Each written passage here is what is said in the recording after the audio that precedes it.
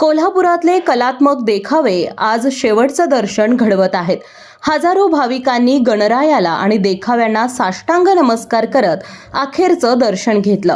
उद्या विसर्जन मिरवणुकीनं शहर रंगणार आहे. हे देखावे पाहण्यासाठी आज सकाळपासूनच कोल्हापूरकरांनी गर्दी केली आहे.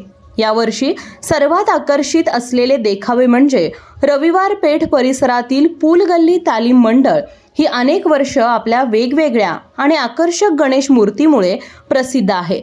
यंदा पूलगल्ली तालीम मंडळाने 21 फुटी वनराज गणेश मूर्ती साकारलेली आहे.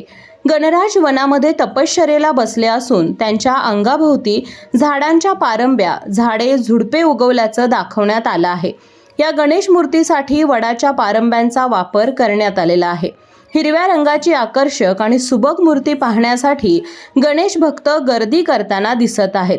याचबरोबर कॉमर्स कॉलेजजवळ असलेल्या दिलबहार तालीम मंडळाने साकारलेली आई तुळजाभवानीच्या मंदिराची ही प्रतिकृती पाहण्यासाठी भाविकांनी प्रचंड गर्दी केली होती. तसंच कोष्टी गल्ली नंबर 2 येथे तरुण मंडळाने साकारलेली अंबाबाईची 45 फुटी आकर्षक मूर्ती या मंडळाची रौप्य महोत्सवातून सुवर्ण महोत्सवाकडे वाटचाल सुरू असून प्रत्येक वर्षी या मंडळाकडून वेगवेगळ्या आकर्षक मूर्त्या साकारल्या जातात. याचबरोबर कलकल ग्रुपच्या वतीनं कोल्हापूरचा प्राचीन गजकर्ण हा देखावा साकारण्यात आलाय. यामध्ये अद्भुत गणेश रूपाचे गूढ करण्यात आलंय. महाराष्ट्रातील सांगली जवळील कुंडल येथील हरिहरेश्वर मंदिरात हे शिल्प 6 वर्षापूर्वी झालेल्या उत्खननात आढळून आलं आहे. हे अद्वितीय शिल्प चालुक्य काळातील असल्याचं मानलं जातं. ही प्रतिमा म्हणजे 5 शरीरे आणि 1 डोके असलेले श्रीकृष्णाचे बाल लीला शिल्प आहे. शिल्पात श्रीकृष्णाचे 1 डोके आणि 5 घड असे कोरलेले आहेत की प्रत्येक शरीराचा स्वतःचा वेगळा चेहरा असल्याचं प्रतीत होतं.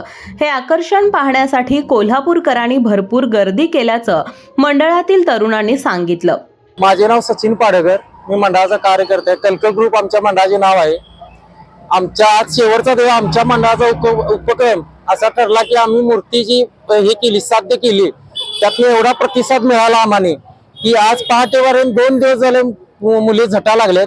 पहाटे 5 वाजेपर्यंत गर्दी व्हायला, सकाळी 10 वाजल्यापासून ते पहाटे 5 वाजेपर्यंत मुले झटा लागलेत. कारण खूप गर्दी झाली, प्रतिसाद खूप मिळाला आहे. सगळ्यांच्या डोक्यात एकच वाक्य आहे की डोक्याबाहेरचा विषय आहे. त्यामुळे सगळ्यांचे धन्यवाद. सगळ्यांनी प्रतिसाद जास्त दिला. कलकल ग्रुप तर्फे त्यांचे आभार मानतो. साने गुरुजी वसाहत येथील चाऊ म्याऊ ग्रुपच्या वतीनं 12 मोटेची विहीर हा देखावा साकारलेला आहे. 12 मोटेच्या विहिरीचा इतिहास पाहता सुमारे इसवी सन 1719 ते 1724 या दरम्यान श्रीमंत विरुबाई भोसले यांनी या विहिरीचं बांधकाम केलं. छत्रपती शिवाजी महाराजांचे नातू म्हणजेच संभाजी महाराजांचे पुत्र शाहू महाराज यांच्या कारकिर्दीमध्ये हे बांधकाम करण्यात आलं. लिंब गावाच्या आसपास सुमारे 300 झाडांची आमराई होती. या आमराईसाठी आणि परिसरातील रहिवाशांच्या सोयीसाठी या विहिरीची रचना केली गेली. विहिरीचा व्यास 50 फूट आणि खोली 110 फूट असून आकार अष्टकोनी आणि शिवलिंगाकृती आहे. येथे मोडी लिपीतील एक शिलालेख आहे. जमिनीखालील महालात ही विहीर आहे. महालाच्या मुख्य दरवाजावर कलाकुसर केलेली आहे. आतील बाजूस शर्भाची दगडी मूर्ती आहे. महालात विविध चित्रे कोरलेली आहेत. गणपती, हनुमान, कमल पुष्पे अशी अनेक शुभशिल्पे तर दिसतातच, मात्र त्यांसोबत विशेष म्हणजे हत्तीवर आणि घोड्यावर विराजमान झालेल्या छत्रपती शिवाजी महाराजांचे शिल्प देखील या खांबावर कोरलेले दिसते. विहिरीला प्रशस्त असा जिना आणि चोरवाटा आहेत. विहिरीवर 15 थारोळी आहेत.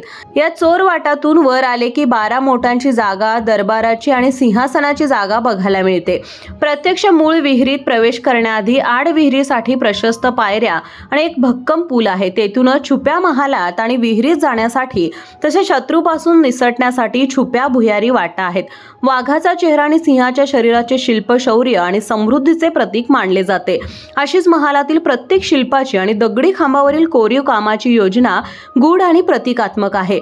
तसंच साने गुरुजी वसाहत येथील अष्टविनायक मंडळाच्या वतीनं केरळ येथे असलेल्या पद्मनाभ स्वामी मंदिराची प्रतिकृती साकारली आहे. हे मंदिर भारताच्या सर्वात प्राचीन आणि वैभवशाली मंदिरांपैकी एक मानले जाते.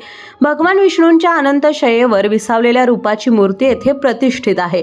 या मंदिराचा उल्लेख पुराणांमध्ये आढळतात आणि याला त्रावणकोर राजघराण्याचं दैवत मानलं जातं. जगातील सर्वाधिक संपन्न आणि पवित्र मंदिरांमध्ये याची गणना होते. हे सर्व आकर्षक देखावे पाहण्यासाठी आज शेवटच्या दिवशी कोल्हापूरकरांनी भरपूर गर्दी केली होती. उद्या अनंत चतुर्दशीच्या दिवशी या सर्व सार्वजनिक गणेश मूर्तींचा मोठ्या भक्तिभावात विसर्जन होणार आहे. जनप्रवास लाईव्हसाठी कॅमेरामन आकाश कांबळे सोबत अमृता पवार, कोल्हापूर.